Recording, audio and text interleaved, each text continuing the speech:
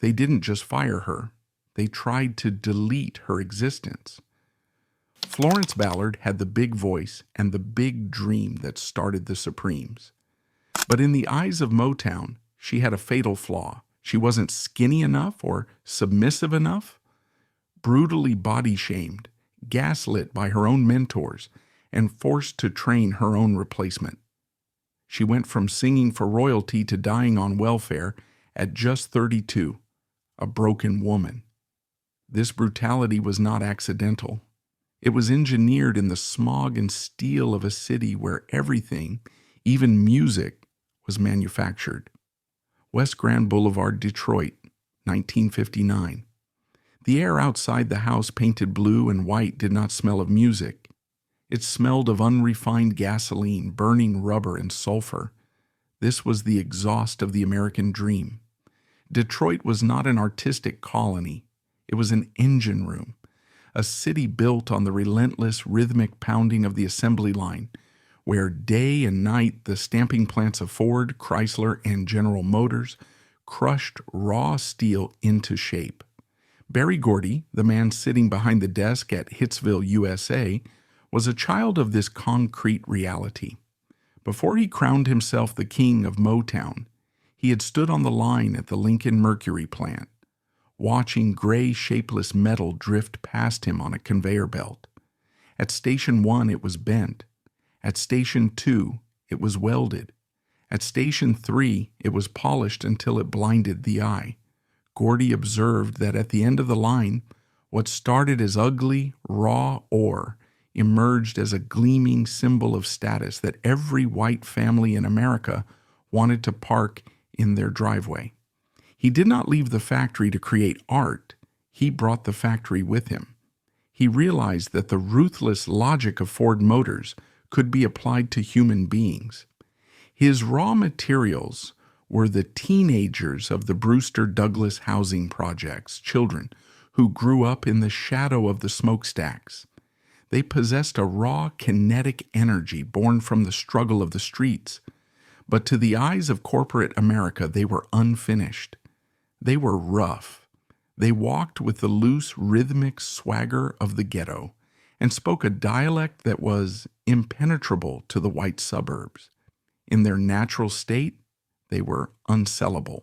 Gordy built a machine designed for one specific function: assimilation.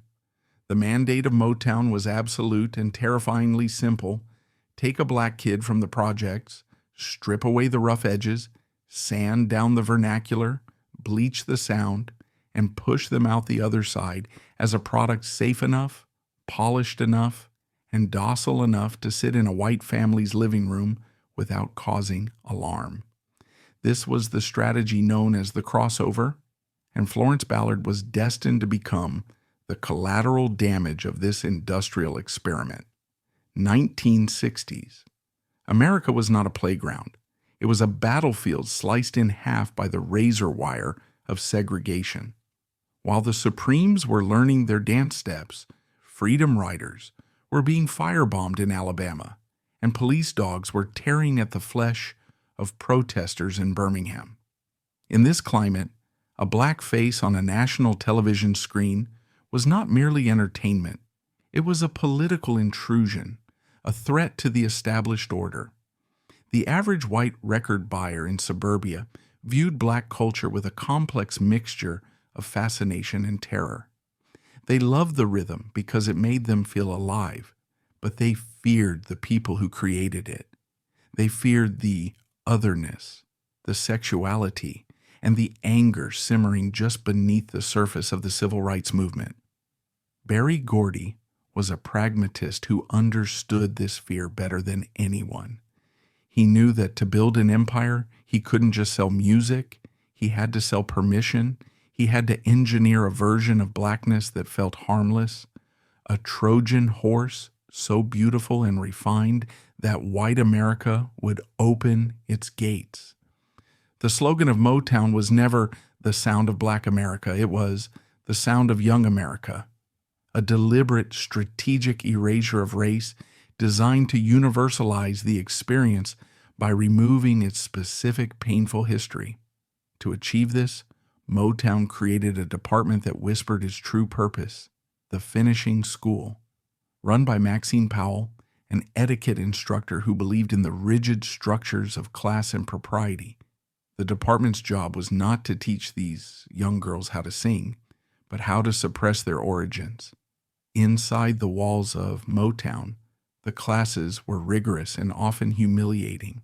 The artists spent hours walking across the floor with hardcover books balanced on their heads, striving for a rigid, upright, aristocratic posture that was a direct physical rejection of the loose, hip-swaying movement inherent to rhythm and blues. Powell's instruction was explicit. I'm preparing you to perform for kings and queens. The subtext was undeniable. Act like white aristocrats. They were drilled on how to exit a limousine without showing their knees, how to hold a teacup, and most violently, how to speak. They were taught to flatten their vowels, to enunciate every consonant, to erase the Detroit from their tongues, and to speak in the clipped, polite, neutral tones of the white upper class. The message drilled into their heads day after day was that their natural self was insufficient, their walk was wrong, their talk was wrong, and to survive, they must disappear. Diana Ross absorbed this instruction instantly. She was malleable, thin, and eager to please authority, treating the transformation like a second skin she was born to wear. She wanted to be the queen, and was willing to do whatever the machine required to wear the crown. Florence Ballard, however, was the glitch in the system. Florence was Detroit, down to her marrow, born the 9th of 15 children in the crushing poverty of the North End. She knew the gnawing ache of hunger, the biting cold of a Michigan winter without adequate heating, and the toughness required to walk down the street without becoming a victim. Her voice carried that history. It was a battering ram of emotion, steeped in the tradition of the Baptist Church, earthy, guttural, and undeniably powerful. When Florence opened her mouth, you didn't hear the polite pop of the radio. You heard the blues, the sweat, and the sound of a woman who took up space and refused to apologize for it. Physically, Florence was undeniable. She was a woman of substance with curves and a grounded presence. She was the blondie of the group, the leader, the instigator, the protector with a laugh that could crack a window. In the early days, back when they were still called the Primettes, this raw energy was their greatest asset. It was Florence who gathered the girls, scouted the talent, and picked the songs. She was the engine that drove them forward when doors were slamming in their faces.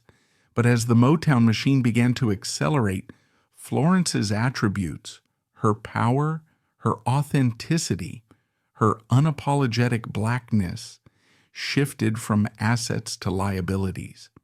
Berry Gordy looked at Florence and saw a problem.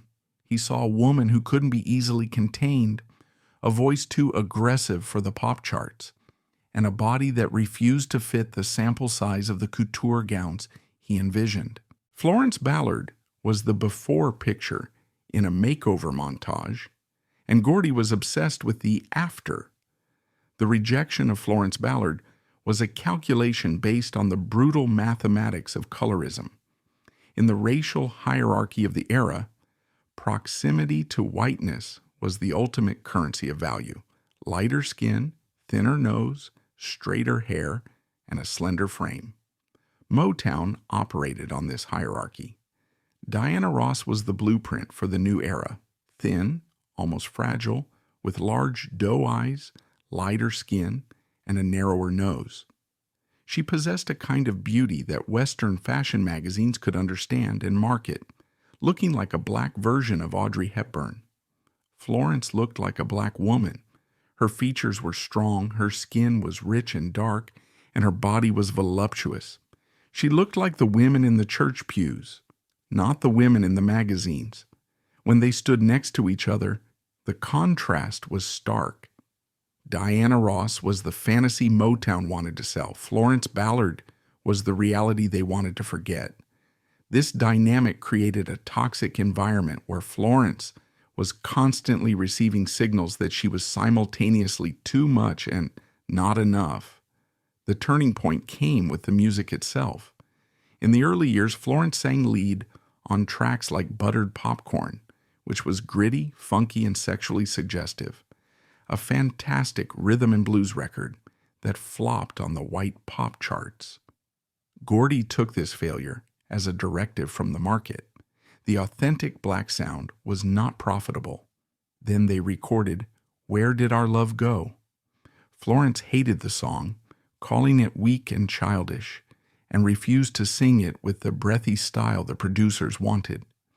Diana Ross stepped up and sang lead with a voice that was breathy, cool, detached, and almost devoid of deep emotion. It went to number 1. The verdict was in. White America didn't want the church, they wanted the candy store. From that moment on, the factory pivoted.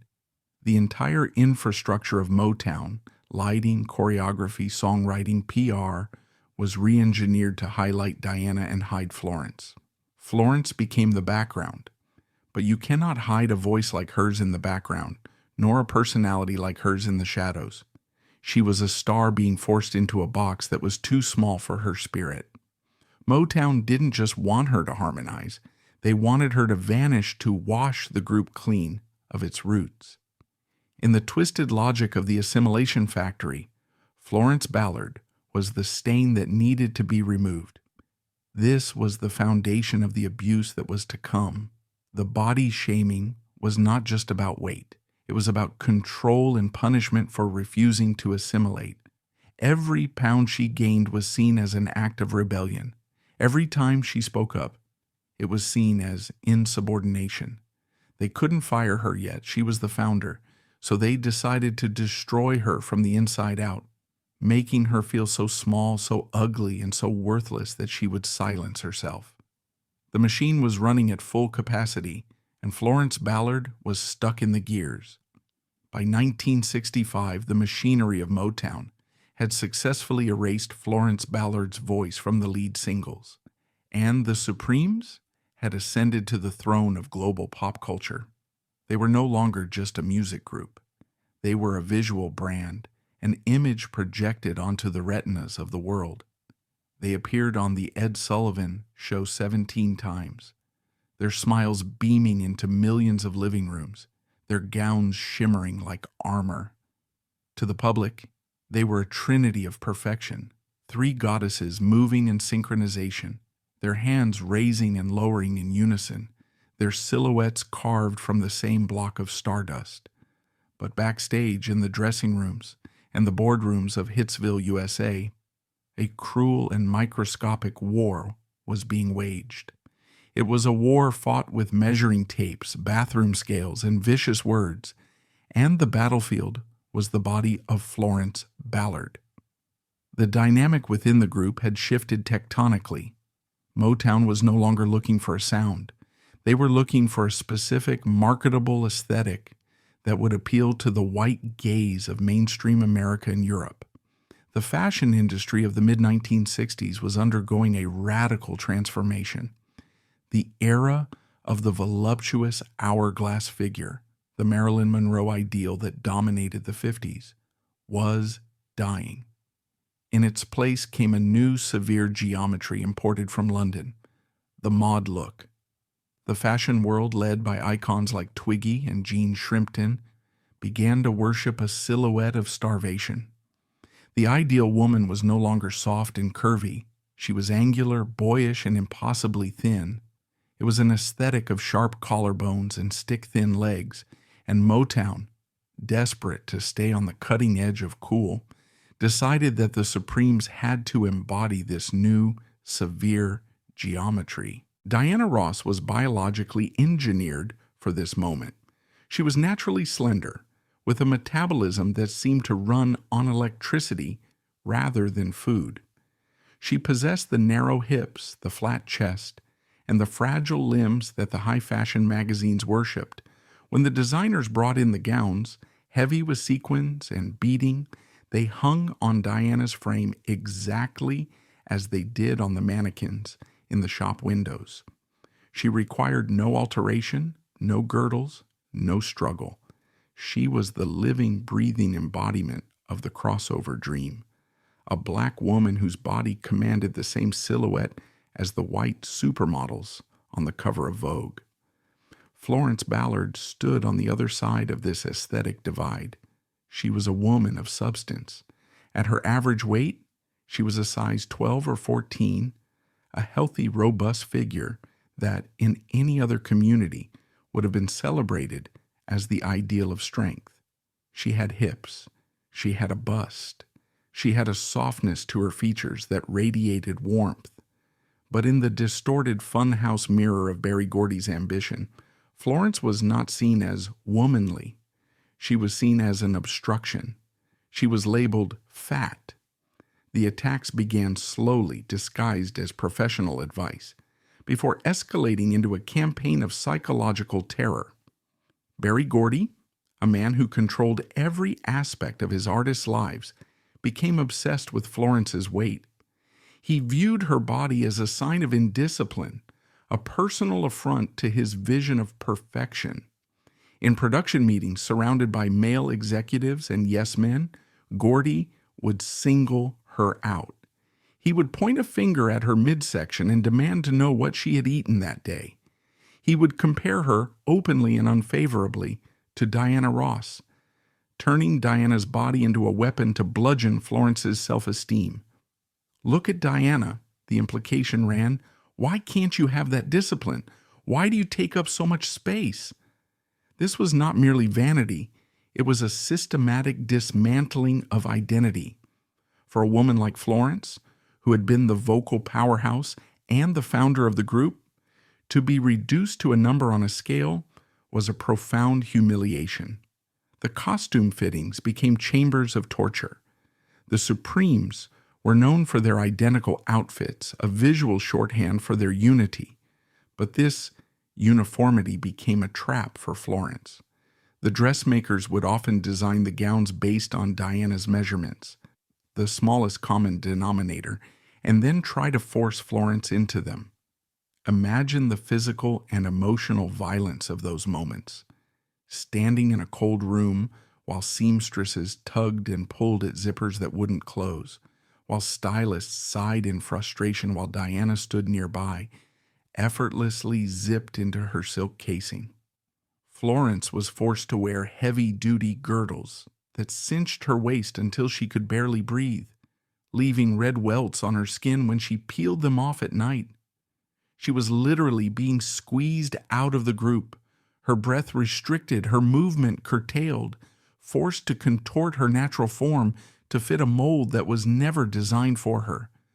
But to understand why these attacks shattered Florence so completely, to understand why she couldn't just shrug it off or diet it away, we have to descend into the darkest chapter of her history, a chapter she carried in silence, a jagged shard of ice in her heart that Motown's cruelty pressed against every single day. We must go back to 1960. Before the fame, before the sequins, when she was just a teenager singing with the Primettes, Florence attended a sock hop at the Greystone Ballroom. Afterwards, she was offered a ride home by a local basketball player named Reggie Harding, a figure known in the neighborhood. Florence, trusting and young, got into the car. Instead of taking her home, he drove her into an empty, darkened alleyway. He produced a knife, and there, in the terrified silence of the night, he raped her. She survived, but something inside her fractured. In 1960, there were no trauma counselors for black girls from the projects. There was no language for PTSD. There was only shame, silence, and the terrifying realization that her own body was not safe. For a survivor of sexual assault, the body becomes a crime scene, a source of betrayal, and very often, the psyche develops unconscious mechanisms to protect that body from ever being violated again. Psychologists have long understood the link between trauma and weight.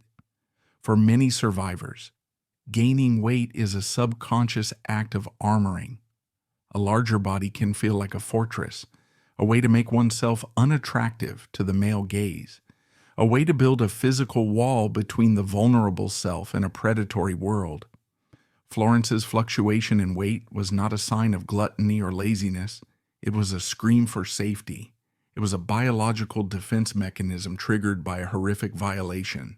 When Berry Gordy and the Motown staff attacked her weight, they were not just critiquing her silhouette. They were unknowingly or perhaps indifferently re-traumatizing a rape victim. Every time they called her fat, every time they grabbed her waist, every time they scrutinized her curves, they were reinforcing the message that her body was wrong, that it was public property, that it was something to be shamed and controlled. They were picking at a scab that had never been allowed to heal. This psychological assault created a devastating feedback loop. Florence felt the shame of the insults, the burning humiliation of being the fat one next to the perfect one. To cope with that shame, to numb the pain of the past and the pressure of the present, she turned to the only medicine available to her, alcohol. It started innocently enough. A drink to unwind after a show, a cocktail to settle the nerves before a recording session. For Florence, alcohol became a shield against the pressure. It offered a temporary escape from the criticism. However, relying on alcohol had devastating consequences. It damaged her metabolism, contributing to her weight gain, and affected her reliability, giving Motown more reasons to sideline her. As the abuse intensified, so did the drinking. By 1966, Florence was no longer drinking to have fun. She was drinking to survive the day. She would show up to recording sessions with the smell of liquor on her breath, her eyes glazed, her spirit retreating behind a chemical wall. The Motown executives looked at this behavior and labeled her a drunk, a mess, and unprofessional liability. They saw the symptom and called it the disease. They refused to see that the drinking was an anesthesia for the surgery they were performing on her soul without her consent. The dynamic between Florence and Diana Ross became poisoned by this disparity. Motown deliberately pitted them against each other, using Diana as the stick to beat Florence. Diana was the good girl, disciplined, sober, thin, compliant. Florence was the bad girl, unruly, heavy, intoxicated, difficult. This was a classic divide and conquer strategy. It isolated Florence, pushing her further to the margins of the group she had founded. Mary Wilson, the third member of the group, was caught in the middle, often trying to mediate, but ultimately powerless against the machinery of Gordy's will. Florence began to withdraw. The loud, boisterous girl who used to crack jokes became sullen and paranoid. She sensed correctly that there was a conspiracy to remove her.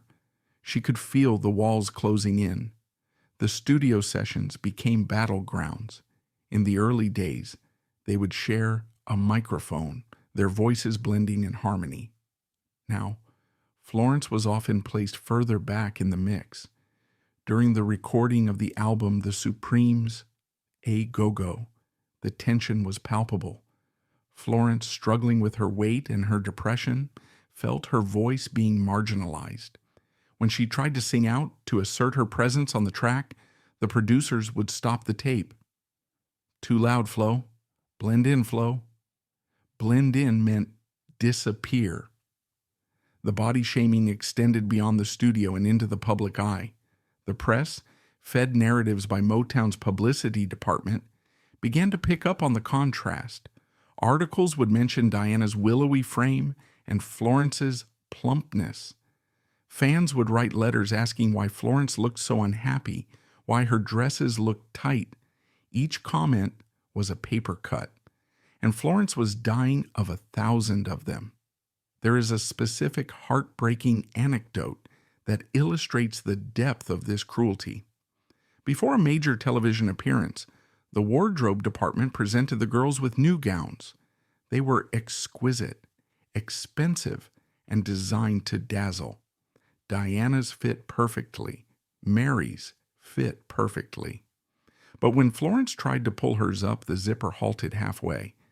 It was too small. It wasn't an accident.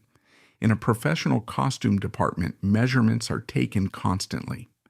To present a gown that is 2 sizes too small is a deliberate act of sabotage. Florence stood there, half naked, holding the gaping fabric, tears stinging her eyes. She looked at the stylist. She looked at Diana, and she saw the truth. They wanted her to feel like a monster. They wanted her to feel like she had outgrown the group, literally and figuratively. She was forced to wear an older gown, or one hastily altered, which only made her stand out more, made her look sloppy compared to the sleek perfection of the others. When she walked onto the stage that night, she wasn't thinking about the music. She was thinking about her waist. She was holding her breath, terrified a seam would burst. She was singing through a suffocating fog of self-loathing. This is how you break a human being. You don't need to fire them immediately. You make them uncomfortable in their own skin. You make them feel that their very existence is an error. You turn their body into a prison and then mock them for being trapped inside it. By late 1966, Florence Ballard was a shell of the vibrant young woman who had started the Primettes. The alcohol had bloated her face. The depression had dimmed her eyes. The trauma of the rape, re-triggered by the daily assault on her body image, had created a constant state of fight-or-flight anxiety. She was paranoid, believing rightly that microphones were being turned down, that photos were being cropped, that she was being erased in real time. She began to rebel in the only ways she knew how. She would miss rehearsals. She would arrive late. She would snap at Gordy in meetings. Motown cataloged these infractions meticulously. They were building a dossier. They were writing the narrative of the difficult diva to justify what they had planned all along. They didn't record the abuse that caused the behavior. They only recorded the reaction to the abuse. It is the classic abuser's tactic. Poke someone until they scream, and then blame them for screaming. Florence was screaming with every drink she poured, with every pound she gained. She was screaming, "I am in pain, I am hurting." But Motown didn't hear a cry for help. They only saw a product that was defective. They saw a fender that was dented. And in the factory, you don't fix the defective part, you replace it. The psychological devastation was total. Florence had lost faith in her talent, which she was told was secondary to her image. She had lost faith in her beauty, which she was told was non-existent. And she had lost faith in her sisters, whom she felt had abandoned her to the wolves. She was alone in a crowded room, a supreme who felt inferior to everyone around her. As 1967 approached, the stage was set for the final act of this tragedy. The weaponization of her body was complete. She was weak, she was isolated, and she was intoxicated. She was exactly where Berry Gordy wanted her to be, vulnerable enough to be crushed. The silence was coming. The microphone was about to be turned off for good. The visual erasure was about to become an auditory one. But before the silence, there would be one last desperate gasp for air, a final tragic assertion of self that would take place not in a boardroom, but under the blinding lights of the stage, where Florence Ballard would try, one last time, to prove that she existed.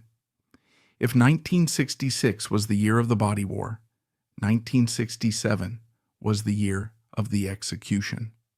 The psychological dismantling of Florence Ballard had been effective, but she was still there, still visible, and still audible, which for Berry Gordy and the architects of the Motown machine was an unacceptable variable.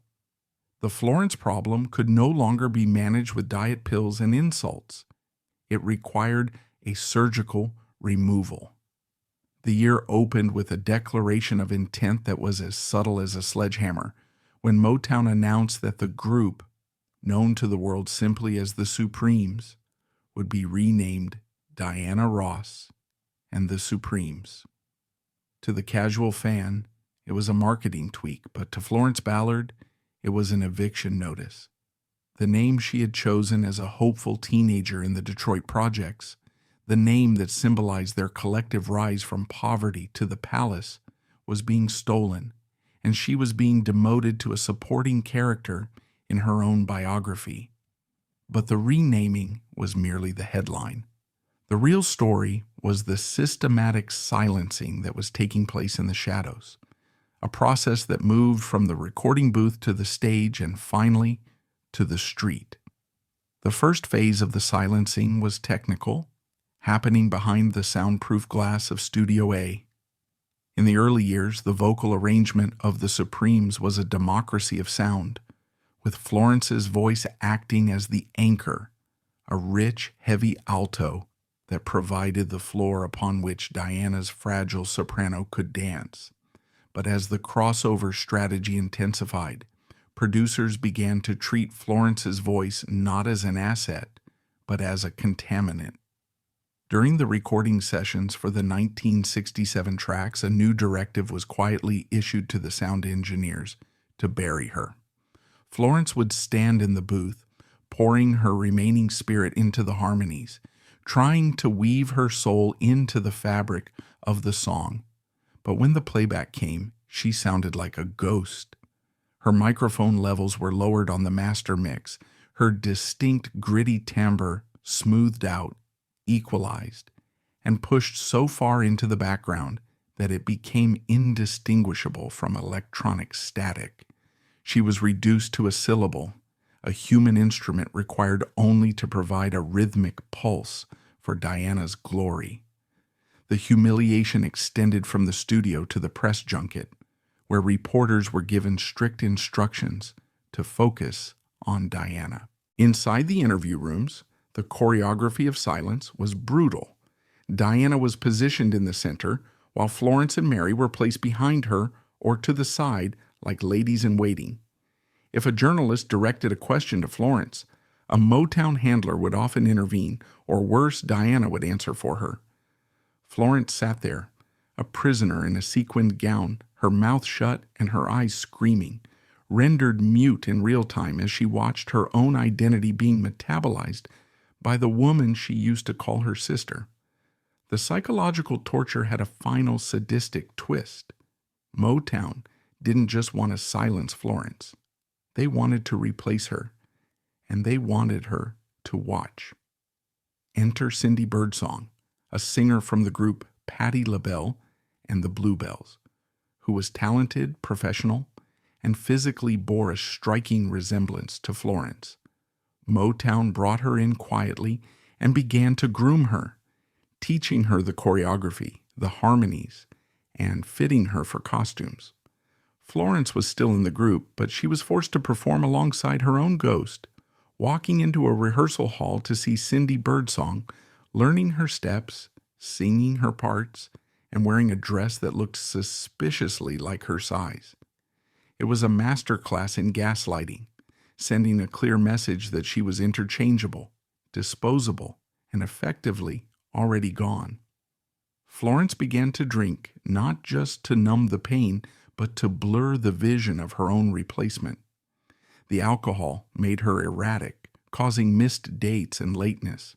But this wasn't unprofessionalism in a vacuum. It was the thrashing of a woman who was being buried alive. By the spring of 1967, the tension was unsustainable, and Florence was a wire stretched to the breaking point. At the Municipal Auditorium in New Orleans, the wire finally snapped. This event stands as the single most traumatic moment in the history of the group, a public execution of dignity that is often whispered about but rarely analyzed in its full horror. The atmosphere in New Orleans was heavy, the auditorium packed to the rafters, and the air conditioning struggling against the heat of thousands of bodies.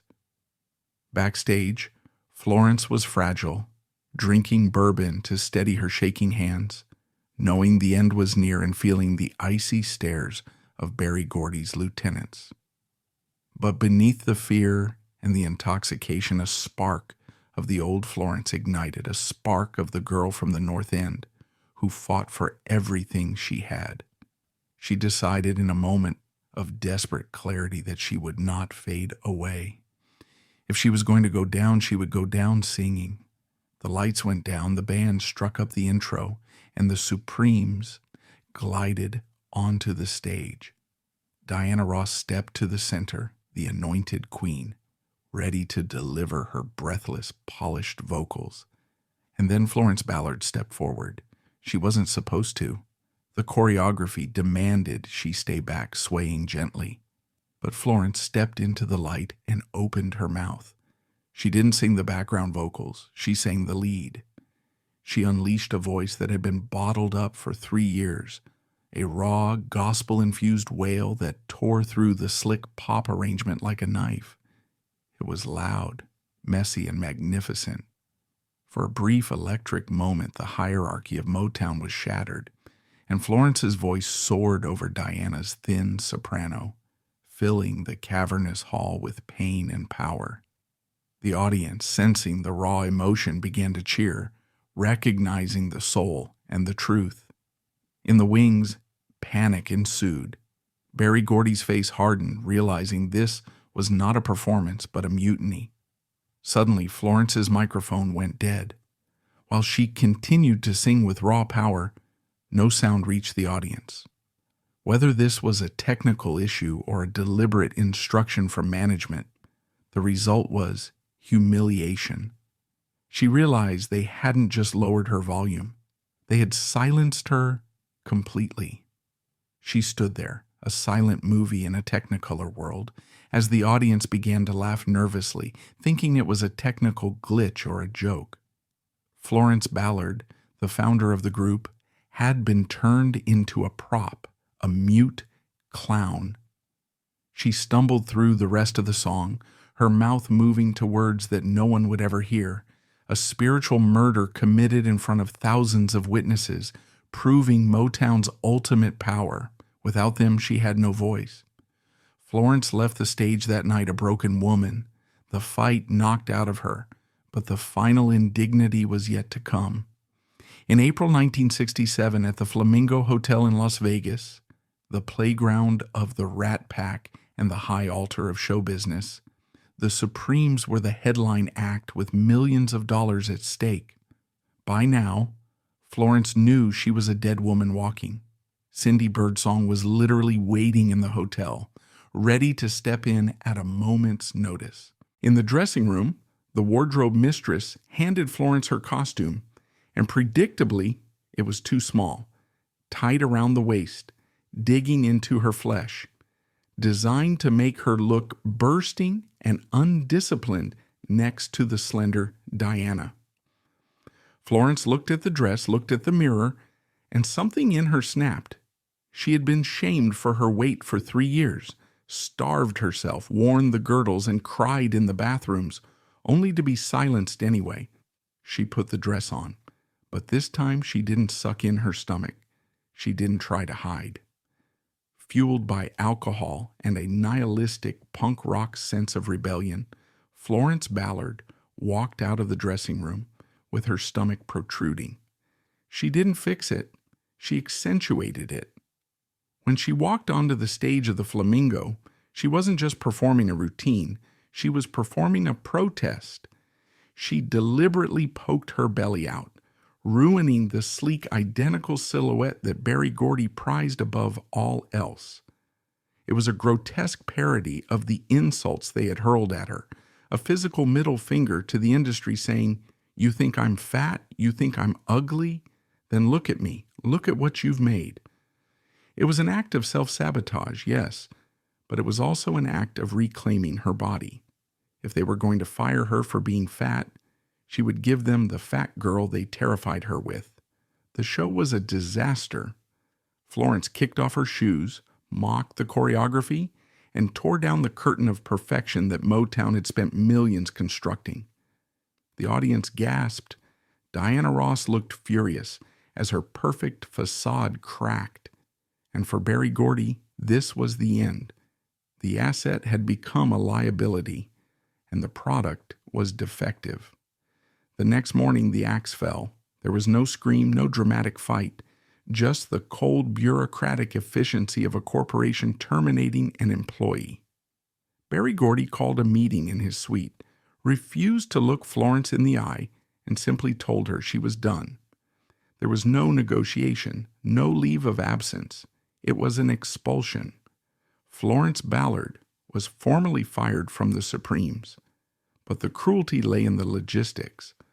On her way out of the suite, she passed Cindy Birdsong, who was already wearing Florence's costume, altered overnight.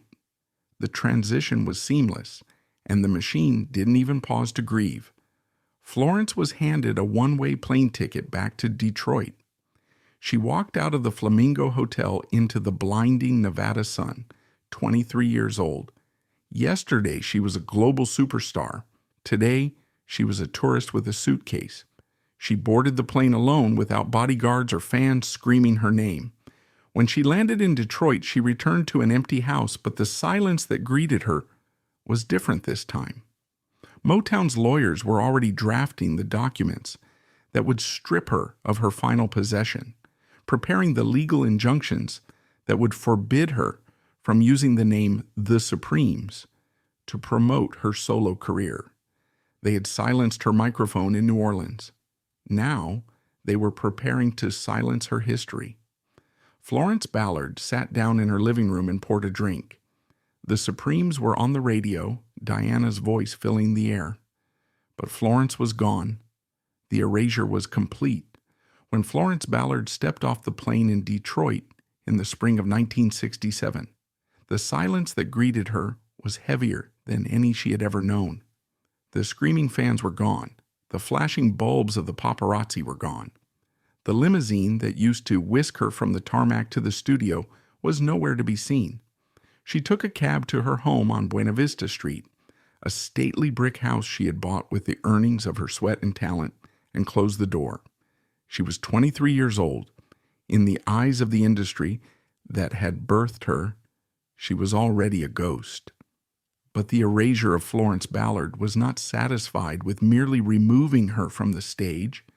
The machinery of Motown now turned its gears toward a far more practical and devastating objective: her economic annihilation. The system understood a fundamental truth about power. If you want to truly silence a woman, you do not just take her microphone, you take her livelihood. You starve her out until she is too weak to fight, too broken to speak, and too poor to be remembered. The first blow was struck in the sterile, air-conditioned offices of the lawyers. Florence, legally naive and emotionally shattered from the trauma of the firing, was maneuvered into signing a settlement agreement that was less of a contract and more of a surrender. Motown agreed to pay her a lump sum of roughly $139,000. On paper, to a girl raised in the projects, this appeared to be a fortune, a golden parachute. But in the context of the millions of dollars the Supremes were generating annually, the millions that Florence herself had helped to create with her voice and her image, it was a pittance. It was pennies on the dollar. It was hush money, calculated to be just enough to keep her quiet, but not enough to give her true independence or power. Buried within the dense legalese of those documents were clauses that acted as handcuffs. She was forced to sign away her rights to future royalties. Every time, baby love, stop. In the Name of Love or Come See About Me, played on a radio anywhere in the world, cash registers would ring for Berry Gordy and Diana Ross. But not a single cent would find its way to the woman who had harmonized on the original tracks. Florence was severed from the fruits of her own labor, cut off from the economic lifeline of her legacy. She had sold her past for a check that would soon evaporate. But the most insidious clause was the one that stripped her of her identity. Motown, asserting its ownership over the brand The Supremes, effectively forbade Florence from using the name to promote her solo career. This was a death sentence for a performer. In the entertainment industry, your past is your currency. Promoters book you based on who you were. Audiences buy tickets based on nostalgia. By legally blocking Florence from billing herself as the former Supreme, Motown ensured that she had to start from zero. She was no longer a global icon.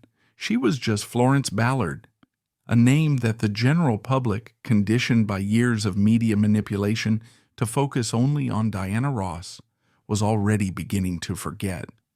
When she tried to rebuild, the invisible walls of the blacklist rose up around her.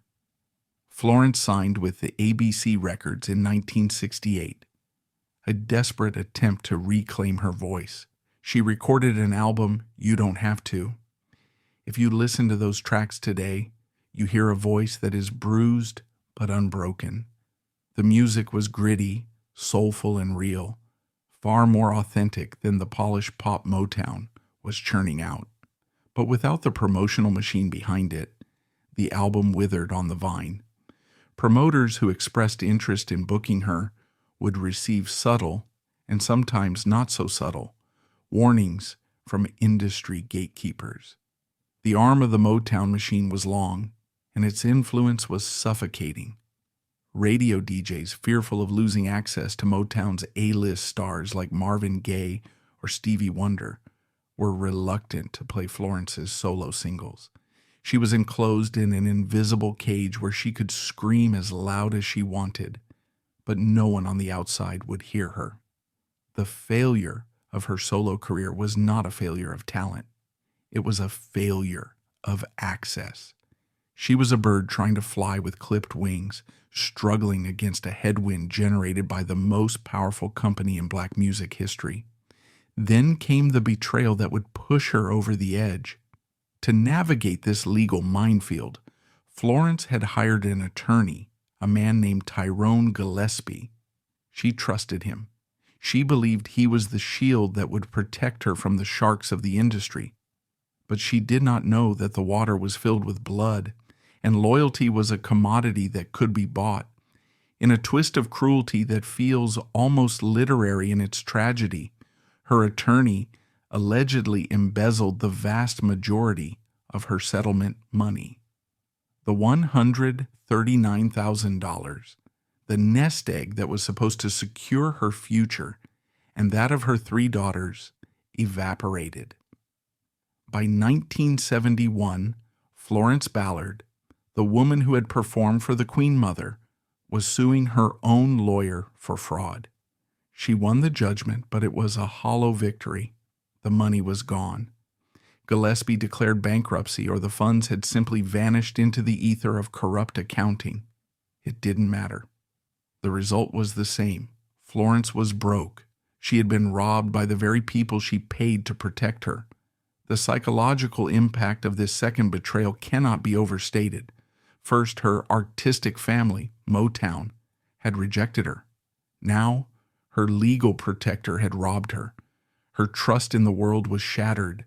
The descent was vertical and terrifying. By 1973, the money was gone.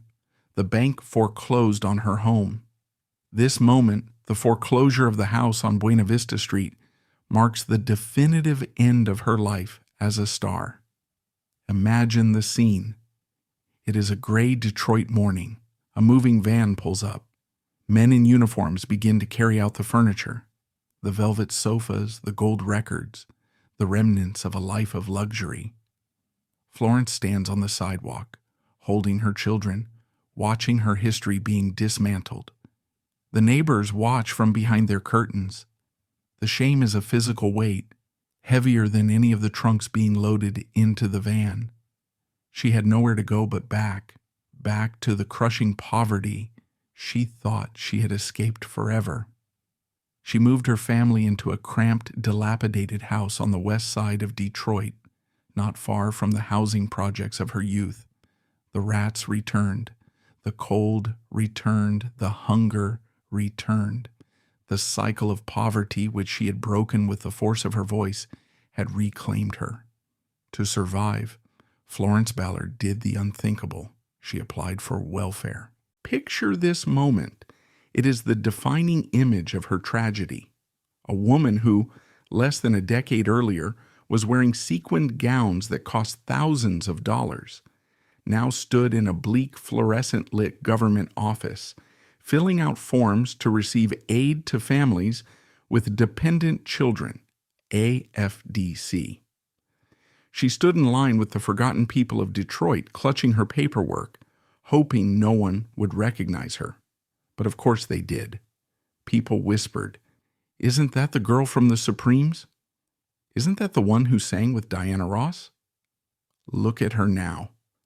The whispers were not malicious, but they were agonizing. They were the sound of pity. Florence had to stand there, stripped of her dignity, and acknowledge her fall.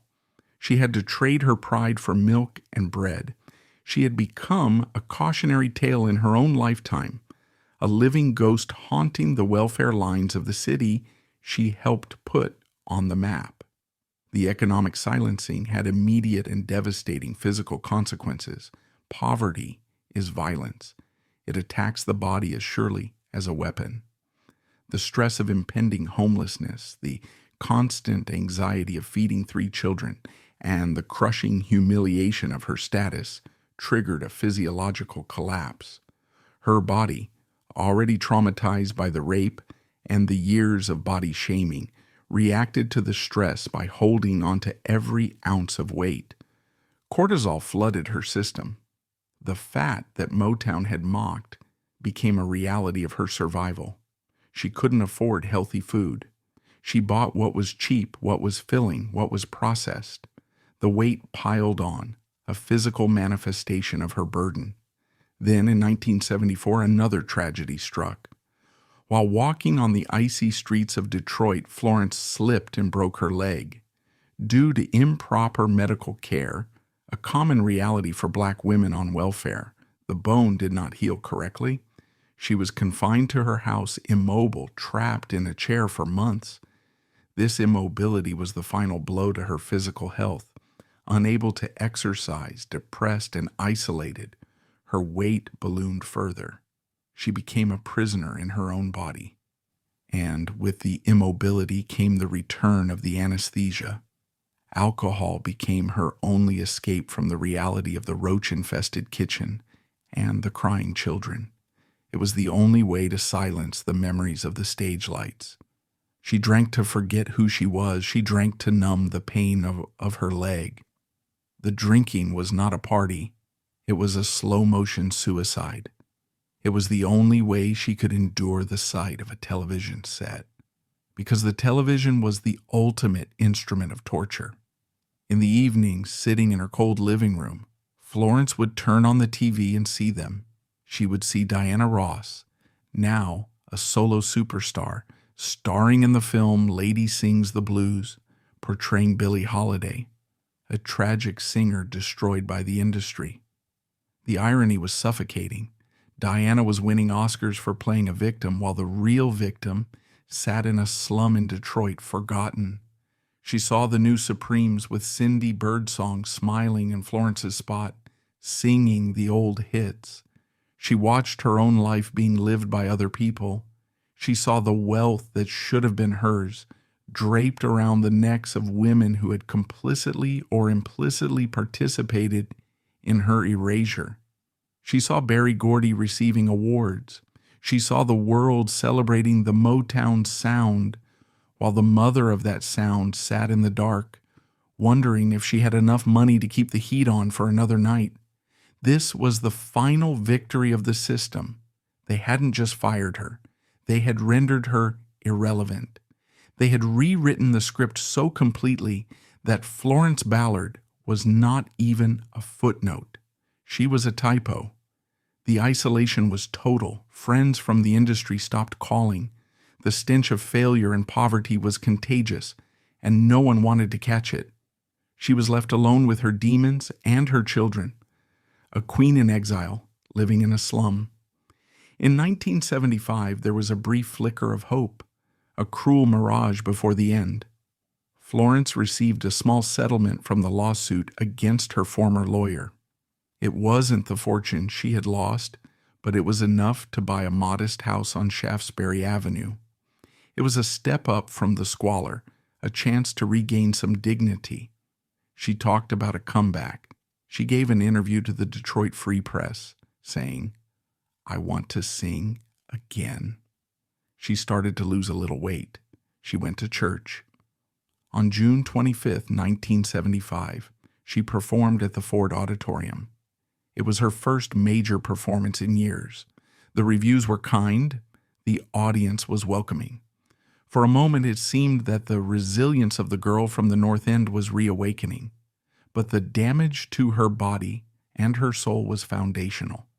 The years of starvation, both emotional and financial, had eaten away at the structural integrity of her heart.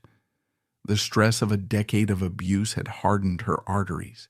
The system had done its work too well. It had pushed her to the edge of the cliff and left her there, teetering. The comeback was a fantasy. Her body was exhausted.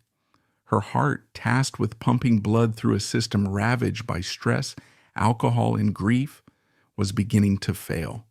She complained of numbness in her extremities. She complained of shortness of breath. But like many poor women, her complaints were often dismissed or minimized. She was just another black woman on welfare with health problems. The end came on a Sunday. It was February 22, 1976. The winter in Detroit had been unforgiving, a gray blanket of ice and slush that mirrored the stagnation of Florence Ballard's final years. She was 32 years old, a mother of 3 living on Shaftesbury Avenue, trying to piece together a life from the shards of a shattered career. That morning she complained to her mother about a numbness in her extremities, a tingling sensation in her fingers and toes. It was a warning sign, a biological distress signal sent from a heart that had been tasked with carrying too much weight for too long. But like so many warning signs in Florence's life, it was misunderstood until it was too late. By the time she was rushed to Mount Carmel Mercy Hospital, she was already slipping away. The doctors worked on her, but the damage was foundational. The official cause of death was listed as coronary thrombosis, a blood clot that blocked the flow of life to her heart. But a coroner's report is a clinical document. It lacks the vocabulary to describe the true cause of death. To understand why a 32-year-old woman's heart simply stops beating, we must look beyond the arteries and into the history we have just uncovered. Florence Ballard did not die from a random medical event. She died from the cumulative toxicity of a decade of abuse. Her heart failed because it had been broken systematically and repeatedly by the industry she helped build. The obesity that contributed to her condition was not a failure of discipline. It was a physical manifestation of her trauma, a layer of protection she built against a world that had raped her, shamed her, and then discarded her. The stress that hardened her arteries was the direct result of the poverty imposed upon her by legal theft and corporate blacklisting. In the truest sense, Florence Ballard was killed by the silence she was forced to endure. When the news broke the next morning, it sent a shock wave through the music world. The silent supreme was dead. Suddenly, the industry that had turned its back on her was scrambling to offer condolences. But on the streets of Detroit, the reaction was not polite grief. It was raw, unadulterated anger. The funeral, held on February 27th at the New Bethel Baptist Church, became the stage for a final unplanned reckoning. It was a scene that Motown could not choreograph, a moment of reality that shattered the polished image of the sound of young America. Thousands of people lined the streets. They stood in the freezing rain, pressing against the police barricades. These were not the wealthy record executives. These were the people of Detroit, the factory workers, the single mothers, the people who remembered Florence not as a tragic statistic, but as the girl with the big voice from the Brewster Douglas projects. They knew the truth. They knew she hadn't lost her way. They knew she had been pushed. The tension in the air was palpable, thick with the smell of wet wool and resentment. And then the limousine arrived. When Diana Ross stepped out of the car, flanked by bodyguards, the crowd did not cheer. There was no applause for the Queen of Motown. Instead, a low guttural sound rose from the pavement. Booing, jeering, shouts of, "You killed her and go home," rang out. It was a shocking breach of protocol, a funeral riot that stripped away the veneer of glamour to reveal the ugly scar beneath. For the first time, the public was holding the victors accountable. They were rejecting the narrative that Diana was the saint and Florence was the sinner. In that moment of collective rage, the crowd was acknowledging the two unforgivable sins we spoke of at the beginning. Florence's blackness and her fatness. They saw that she had been punished for looking like them, while Diana was rewarded for looking like what white America wanted. The booing was not just directed at Diana Ross the person, it was directed at the system she represented, a system that demanded the erasure of the authentic black self in exchange for a check. Inside the church, the irony was suffocating. Barry Gordy, the man who had ordered her microphone cut, who had called her fat, who had legally barred her from earning a living, sent a massive floral arrangement in the shape of a musical note. He delivered a eulogy, calling her a great artist. It was a masterclass in revisionist history, an attempt to smooth over the jagged edges of his own culpability. But the silence of Florence in her casket spoke louder than his words. She lay there, finally at peace, while the architects of her destruction wept crocodile tears in the front row. So, let us return to the question we asked at the very beginning. Why did she die alone? Why was the founder of the greatest girl group in history erased? The answer is brutal. Florence Ballard died because she was an inconvenient truth. In the 1960s, Motown was selling a fantasy of assimilation. They were selling the idea that black people could be safe, polished, and perfect, according to Eurocentric standards. Florence Ballard was the reality that contradicted that fantasy. She was the before picture that refused to disappear. Her voice was too loud, too church, too black.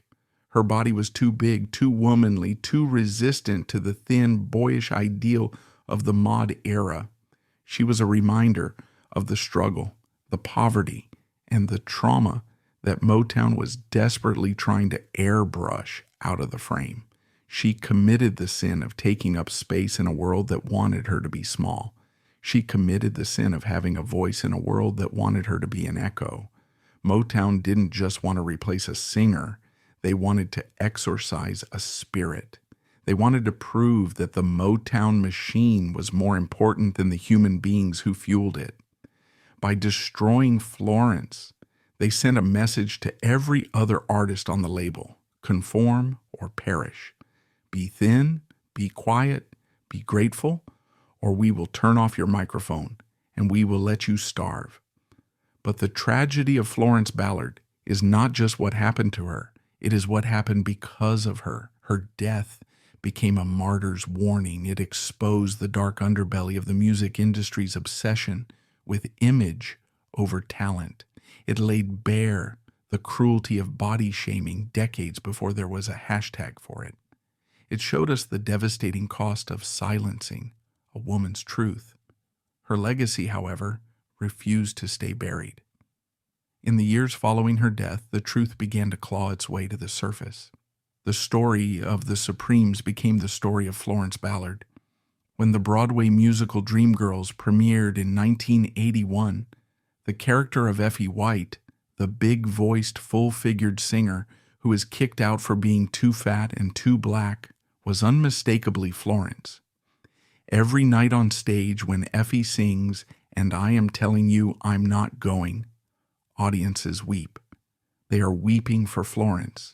They are weeping for the song she never got to finish. Through art, the narrative was finally corrected. The villain was exposed and the victim was canonized. Yet art cannot undo reality. It cannot bring a mother back to her 3 children. It cannot reverse the years of poverty. It cannot heal the heart that stopped beating on a cold Sunday in 1976. Florence Ballard's life was a tragedy, but her death is an indictment. It is an indictment of an industry that treats women's bodies as public property. It is an indictment of a culture that values the packaging more than the gift. It is an indictment of the white gaze that forces Black artists to mutilate their identities to gain acceptance. As we look back on her story today, 50 years later, we must ask ourselves, has anything changed? We still live in a world where female artists are scrutinized for every ounce of weight gained. We still live in a world where difficult women are silenced while compliant ones are elevated. We still live in a world where the machinery of fame grinds up the vulnerable and spits them out. Florence Ballard was the first, but she was not the last. She was the canary in the coal mine of pop culture.